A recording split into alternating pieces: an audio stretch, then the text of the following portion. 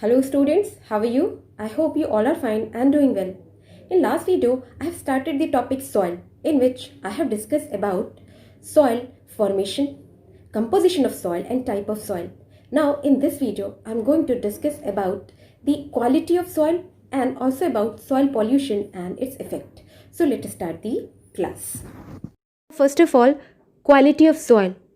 How this quality of soil is decided, means किसी जगह की soil की कैसी क्वालिटी अच्छी या बुरी, ये किस तरह डिसाइड होती है.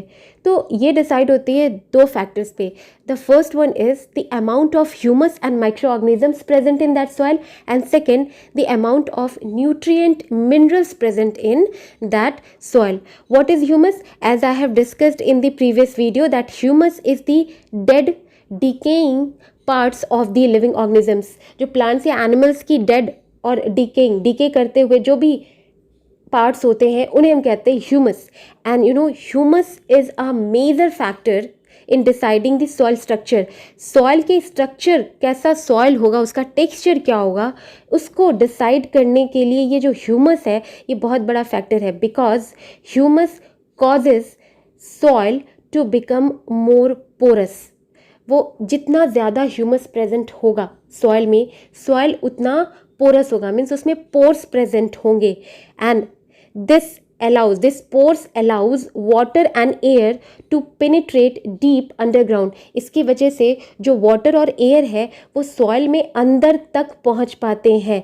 और ये बहुत इम्पॉर्टेंट होता है किसी भी प्लांट को किसी सॉइल में अच्छे से ग्रो करने के लिए, कि वो सॉइल एक तो पोरस हो, उसमें पोर्स हो, जिसके वजह से आसानी से प्लांट्स के रूट्स जो हैं वो सॉइल में पेनिट्रेट हो सके, नीचे तक जा सके. जो जर्मिनेटिंग सीड है वो आसानी से जर्मिनेट हो सके, मीन्स नया सीड जो है वो ग्रो हो सके. और साथ ही साथ पोरस होने की वजह से जो रिक्वायर्ड वाटर और एयर प्लांट के ग्रोथ के लिए और सीड के जर्मिनेशन के लिए, नए सीड के ग्रोथ के लिए चाहिए होती हैं, वो मिलती है. अब दूसरी चीज़ है mineral nutrients. Obviously any organism requires nutrients for growth, and the nutrients which plants get from the soil. उन्हें soil से मिलता है. तो soil में अगर सही अमाउंट में मिनरल न्यूट्रिएंट्स प्रेजेंट है तो प्लांट्स की ग्रोथ में वो हेल्पफुल होते हैं. That's why humus and mineral nutrients ये दो बहुत बड़े फैक्टर हैं कि प्लांट की क्वालिटी कैसी होगी. अच्छा ह्यूमस और अच्छा mineral nutrients, this shows that soil is of good quality. So the nutrient content of soil and the amount of humus present in that soil decides the type of plant which will grow on that soil. Okay, तो humus और जो nutrient minerals हैं soil के वो decide करते हैं कि किस तरह का प्लांट वहाँ ग्रो कर पाएगा. ओके, अब एक चीज़, टॉप सॉइल क्या होता है? What is top soil?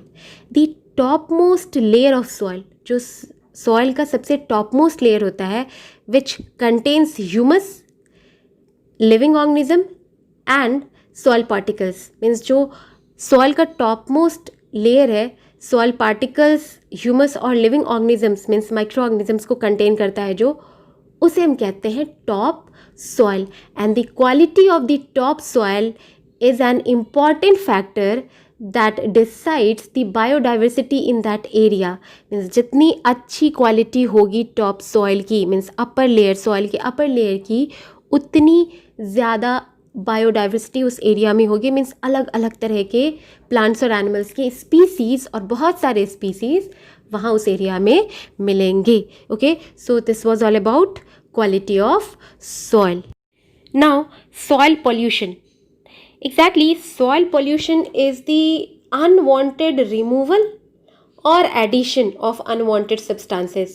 Means या तो कुछ useful substances की removal हो soil में से, या फिर कुछ unwanted substances की addition हो soil में, जिसके वजह से soil जो contaminate हो and which disturbs the properties of soil and reduce its fertility is known as soil pollution. Means undesirable removal and addition of unwanted substances in soil which contaminate and disturbs the property of soil and also reduce the fertility of soil is known as soil pollution.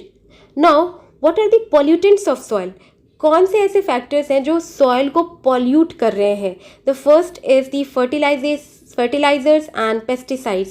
These fertilizers and pesticides are the chemicals which are added in the agriculture soil में इसे add करते हैं, fertilisers को add करते हैं soil में, और pesticides use कर रहे होते हैं for killing the pest to prevent the crops from being destroyed. तो ये सारे जो केमिकल्स हैं, जब इसको एक्सेसिवली यूज़ कर रहे होते हैं, स्पेसिफिकली जो फर्टिलाइजर्स होते हैं, तो इससे होता क्या है, बहुत से बैड इफ़ेक्ट होते हैं. पॉल्यूशन तो हो ही रहा है सॉइल का, तो इससे होता ये क्या है कि सबसे पहली चीज़ तो ये, it disturb the fertility of soil. ये डिक्रीज कर देता है, gradually it decreases the fertility of soil. And some of these fertilisers and pesticides use to run off with the rain water. वो रेन वाटर के साथ बहकर ये जो है, it use to mix into the various water bodies. अब वहाँ जा कर के भी ये पॉल्यूशन क्रिएट कर रहे होते हैं. Okay, an excessive use of fertiliser also used to kill the important organisms present in the soil. जो soil में important microorganisms या दूसरे organisms जो कि एग्रीकल्चर फील्ड में क्रॉप की प्रोडक्शन में हेल्प कर रहे होते हैं, उनको भी किल कर देते हैं. तो यूजफुल माइक्रो ऑर्गेनिजम्स भी एक्सेसिव फर्टिलाइजर्स की वजह से जो है उनकी डेथ हो रही है. अब नेक्स्ट जो पॉल्यूटेंट है soil pollutant, that is industrial effluence. Means जो इंडस्ट्रीज हैं, जो लिक्विड और जो भी सॉलिड इंडस्ट्रियल वेस्ट है which industries use to dump into the soil. तो ये सारे जो हैवी मेटल्स, केमिकल्स हैं, ये सारे सॉइल को पॉल्यूट करते हैं, वहाँ की फर्टिलिटी को है जो ख़त्म कर देते हैं. और साथ ही साथ जो केमिकल्स हैं, they use to come down through the pores of soil and mix in the with the ground water. वो ग्राउंड वाटर के साथ भी मिक्स करते हैं, जो कि फर्दर अगर ह्यूमन बीइंग कोई उस वाटर को यूज़ करे फॉर ड्रिंकिंग, तो वो भी इफ़ेक्ट करता है, बैडली इफ़ेक्ट करता है ह्यूमन बींग्स पे. तो इस तरह से जो फर्टिलाइजर्स, पेस्टिसाइड्स और इंडस्ट्रियल वेस्ट है, ये सॉइल को जो है वो पॉल्यूट कर रहे हैं. और एक तो वो फर्टिलिटी सॉइल की कम कर रहे हैं, और साथ ही साथ वो दूसरे जो भी प्लांट्स और एनिमल्स, जो ऑर्गेनिजम्स हैं इंक्लूडिंग ह्यूमन बींग्स, उन पर भी एडवर्स इफेक्ट शो कर रहे होते हैं. Now, soil erosion. What is this soil erosion? Soil erosion is exactly the removal of fertile topsoil due to various factors like high speed wind or high speed water. तो क्या है soil erosion? Soil erosion जो है, ये जो fertile upper surface होती है soil की, उसकी रिमूवल या तो बहुत तेज़ चलती हवा की वजह से या बहुत तेज़ बह रहे पानी की वजह से जो उसका रिमूवल होता है, उसे हम कहते हैं सॉइल इरोजन. अब इस सॉइल इरोजन का रीज़न क्या है, क्यों किसी एरिया का टॉप फर्टाइल सॉइल रिमूव हो रहा है? The first reason is over grazing by animals. अगर किसी एरिया में जो ग्रासेस लगे होते हैं, ग्रासेस उसके रूट्स जो हैं, जो ग्रासेस और रूट्स हैं, they use to hold down the soil there. ये बहुत बड़े फैक्टर होते हैं जो किसी जगह पर सॉइल को बाइंड करके रखते हैं, right. If animals are over grazing there, अगर वहाँ पर जो एनिमल्स हैं वो बहुत ज़्यादा बार बार उसी जगह ग्रेजिंग करें, वहाँ के सारे ग्रासेस को अगर वो खा जाए, तो सॉइल जो है, टॉप सॉइल जो है, सॉइल बिकम्स अनकवर्ड. अब वो अनकवर्ड हो जाता है and become expose to get erode. Erosion के लिए वो एक्सपोज हो जाता है.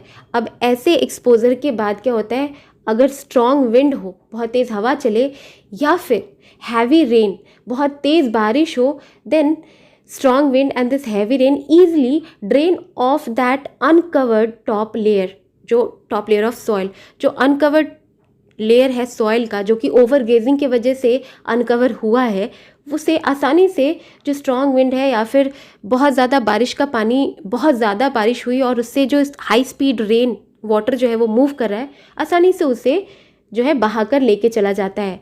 तो ये एक रीज़न है, ओवर ग्रेजिंग रीज़न है सॉइल इरोजन का.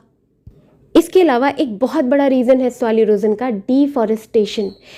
Forest are being cutted uncontrolled way, in uncontrolled way. Forest जो है उन्हें, पेड़ को हम अनकंट्रोल्ड वे में अपने फ़ायदे के लिए ह्यूमन बींग्स काटते जा रहे हैं।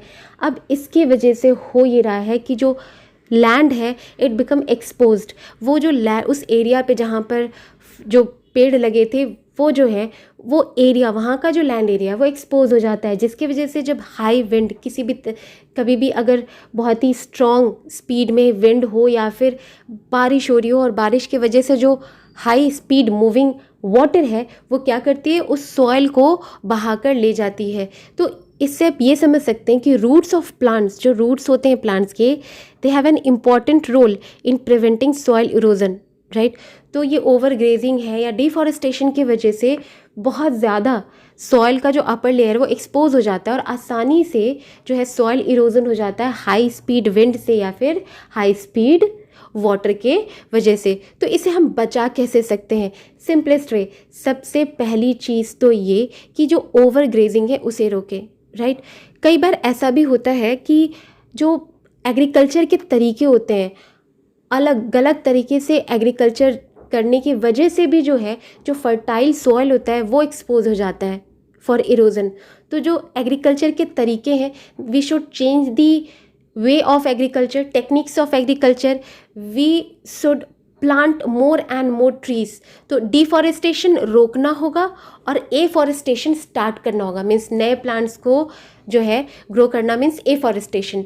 तो deforestation, cutting of trees should be stopped and planting of more and more new trees should be started. afforestation start करना चाहिए और ओवर ग्रेजिंग जो होती है उसे रोकना होगा कि एक जगह एनिमल्स जो हैं वो बार बार एक ही जगह जाकर ग्रेजिंग ना करें, वहाँ की ग्रासेस को ना खाएं, ओके।